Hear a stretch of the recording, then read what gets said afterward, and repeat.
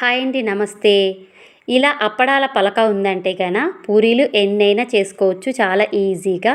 ఇలా అప్పడాల కర్రకి ఆయిల్ పట్టించేసుకొని, కవర్‌కుంటే కవర్‌కి కూడా ఆయిల్ పట్టించేసుకొని, ఇలా పిండి ముద్దను పెట్టుకొని, పిండి ముద్ద పైన కవర్ పెట్టి ఒక్క 2, 3 సార్లు ప్రెస్ చేసినామంటే ఎన్ని పూరీలైనా టకటక అయిపోతాయండి. పూరి సైజు కూడా ఏ సైజులో ఉండాలి, ఎంత మందంలో ఉండాలనేది మనకు కరెక్ట్‌గా వచ్చేస్తుంది. మనకు ఒత్తుడు పిండి వేసి తిక్కేటప్పుడే పొరపాటు అవుతుంది. అలాగే ఆయిల్ వేసేటప్పుడు గుడక బ్లాక్ అయిపోయి గసిగసి వస్తుంది ఆయిల్‌లో నుంచి. ఇలా ఆయిల్ వేసి ఇలా అప్పడాల పలకతో ఒత్తేసి చేసేసుకున్నామంటే ఎన్ని పూరీలైనా కానీ మనకి ఆయిల్ నీట్‌గా ఉంటుంది. పూరీలు చక్కగా పొంగేస్తాయి. ఎంతో బాగా ఉంటాయి. పర్ఫెక్ట్‌గా వచ్చేస్తాయి. ఇంతేనండి. ఆయిల్ కోసం నేను ఇలా చేశాను. వంటలోకి వాడుకోవడానికి కూడా చాలా ఈజీగా వచ్చేస్తుంది ఈ ఆయిల్. చూడండి ఎంత నీట్‌గా ఉందో.